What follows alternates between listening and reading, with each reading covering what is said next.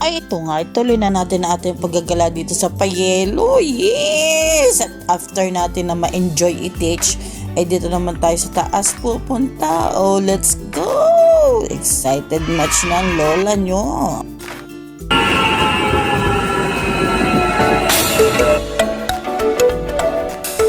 Salamin biru.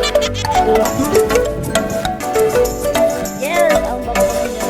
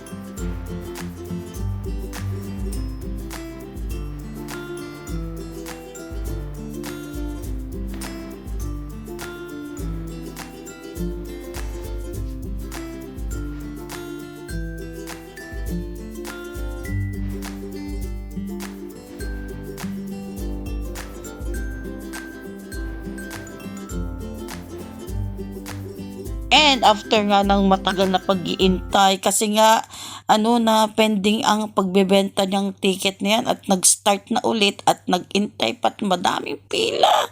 Eto, so far ay nakatubos na tayo at sasakay na tayo. Let's go!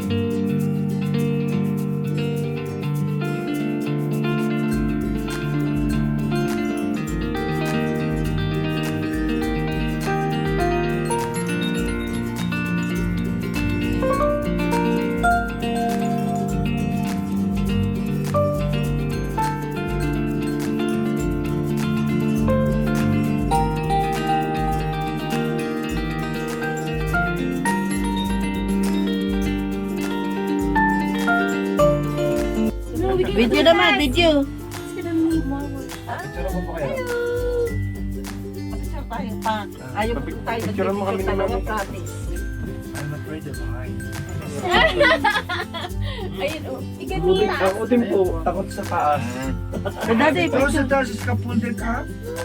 Taas mo siya. Hindi na. Hindi ba dapat pala magpalit kayo ni Gig. Ni Gibi. Ay, tingnan, tingnan. Basta May buhok ba ako dyan kanya?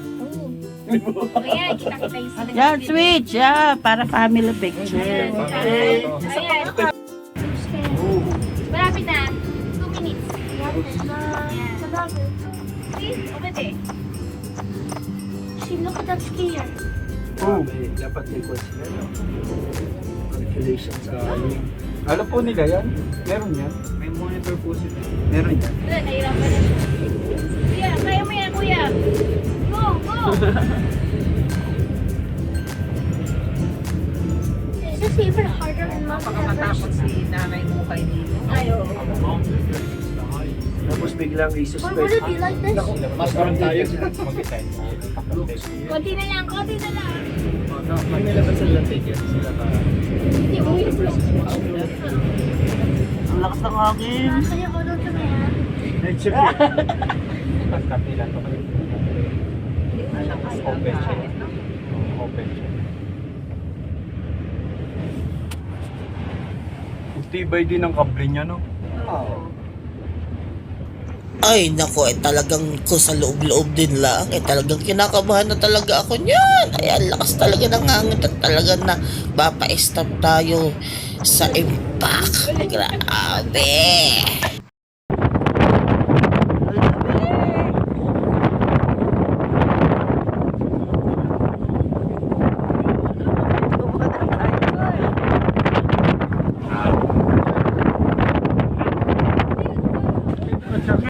Ay siya, rinig niyo ba yung malakas na hangin? And sa wakas nakarating din nga sa taas at talagang bumabara-bara tayo sa lakas ng hangin. Grabe, akala natin hindi na tayo makakarating dito sa pinakataas. Nako gosh, pero kinakabahan na talaga ang lola niyo.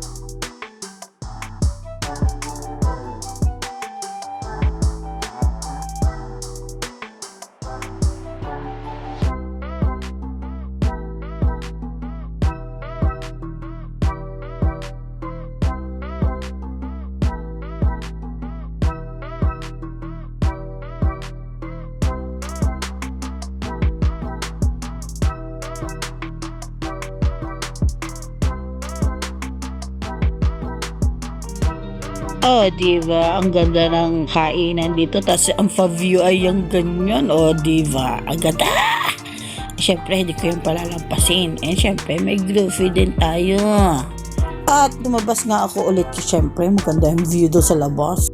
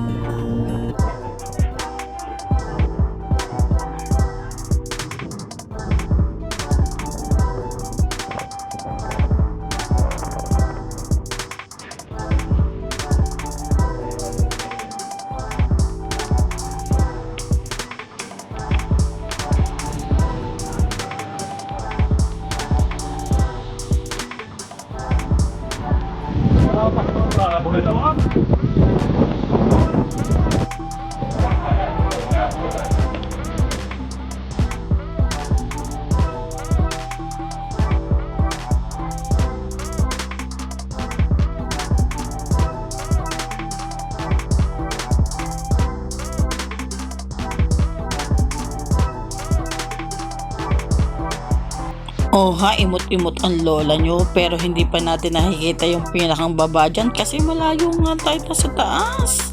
And maya-maya nga ibababa na tayo kasi hanggang 4 PM lang i-teach.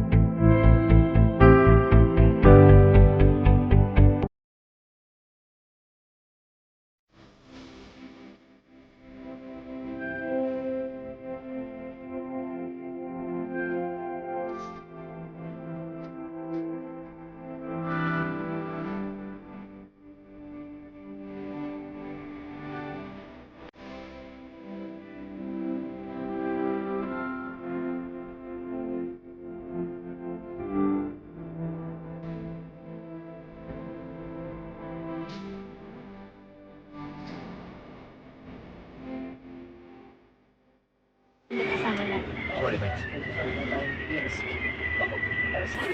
Malamang ano. Sila ka, Chris, na nagpark? Doon din po, malapit po sa pataas. Kanina, katakat ng pataas. Na-stuck. Mas maganda. Na-stuck. The gondolas are closed. Sila may kayong cellphone. Very low bat na. What time is it? Naiwan ko yung pakot mo. Richard, narating mo yung tuk-tuk na yun? Opo. Ano po yan? Doon po ang tawag dyan. Anong kanyan?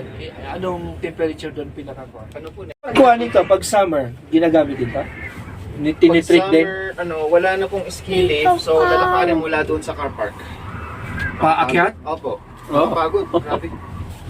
Saan dyan kami sa dyan mismo galakad sa ilalim. Oh, yan, nagbabayad. Last month po ng winter. Ah. Ganda. Pero spring normally, meron pa. And yes, malapit na nga tayong pumara. Malapit na tayo doon sa baba. And this time nga, may dalawa tayong kasamang staff nila. Siguro dahil nga, baka matakot tayo dahil ang lakas talaga ng hangin. At tingnan nyo naman yung mga nag-i-ski dito sa taas. Ay, mataas ito. Ay talagang napakagaling ng mga batang ito. At ang karamihan talaga yung mga bata pa. O, diba? Ang galing.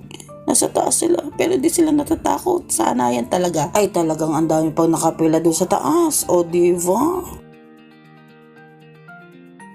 And yes, we're done na sa Skywalker. At napakaganda na experience. Kahit nakakatakot, ganda na yung may thrill. Tapang-tapangan porke nakababa ng buhay, pero kanina takot na takot. Let's go. Yahoo! Thank you for visiting. Nagme-melt na talaga siya.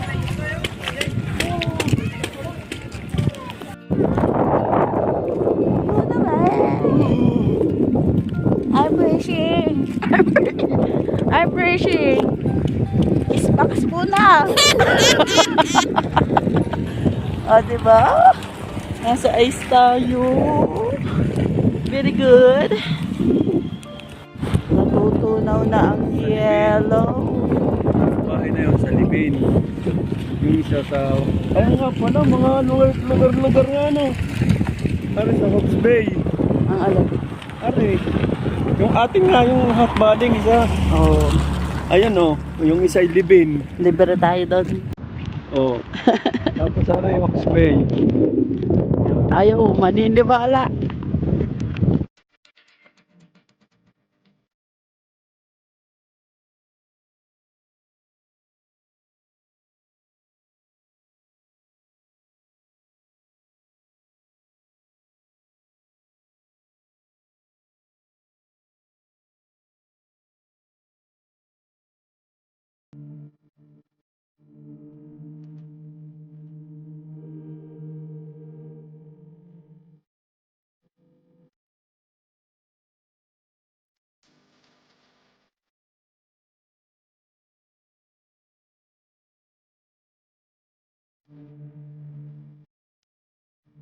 O, di ba? Ang ganda ng view sa baba. At andito na nga tayo sa parking. Pero tayo hindi minagawa. Ayan po. Yung anong tawag diyan? Ay, dyan sa sledding na yan. Pero ang punteriya ko talaga yan. Talagang yung parang escalator na yan na akyatan. At diyan ka nga bababa. Basta pag bumaba ka, aakyat ka lang. Basta alam mo na yun. Yun ang talagang hindi ko nagawa. At sana nga'y makabalik tayo dito next time. Meron pa kayang ganon? Napag-alaman nga namin ni Rapa Boy na libre pala hindi naman tayo na-inform. Sana'y grab ng isa dyan o dalawa. Kita nga namin walang nagbabantay. Pero syempre, baka tayo mapa-English pa. Masingal, mapabigla tayo dyan.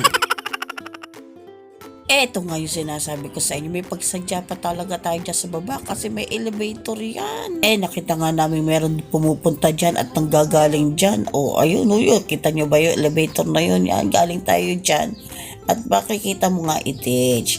Meron din yung mga kainan dyan, may kapihan.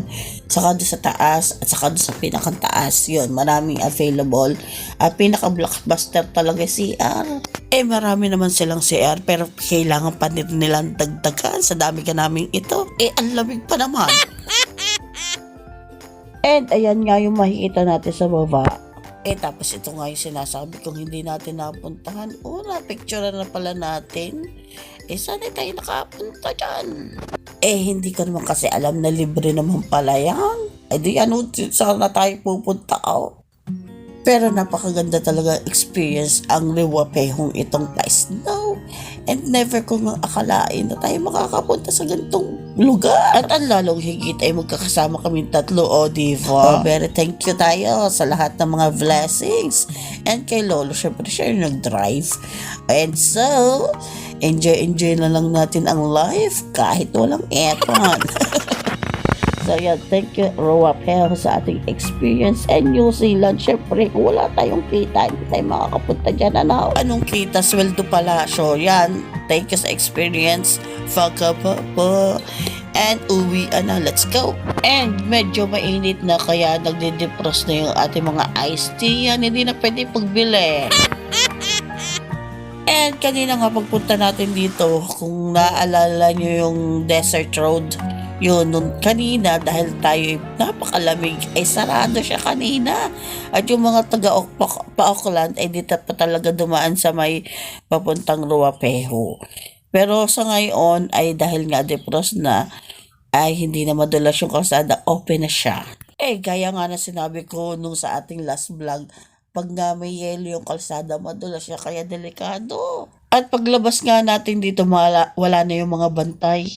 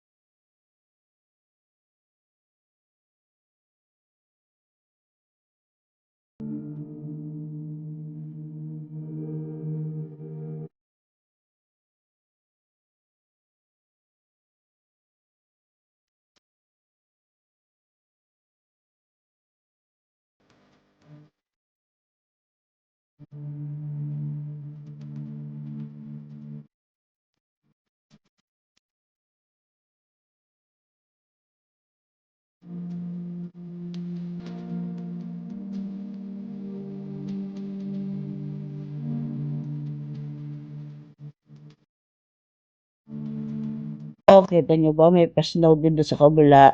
So, ang ganda nga ng panahon ngayon. Pero, yung init ng araw na yan, dito lang talaga sa malapit sa Mount Liwapehong. At paglampas nga, at bago po sumapit dito, ay kulimlim talaga.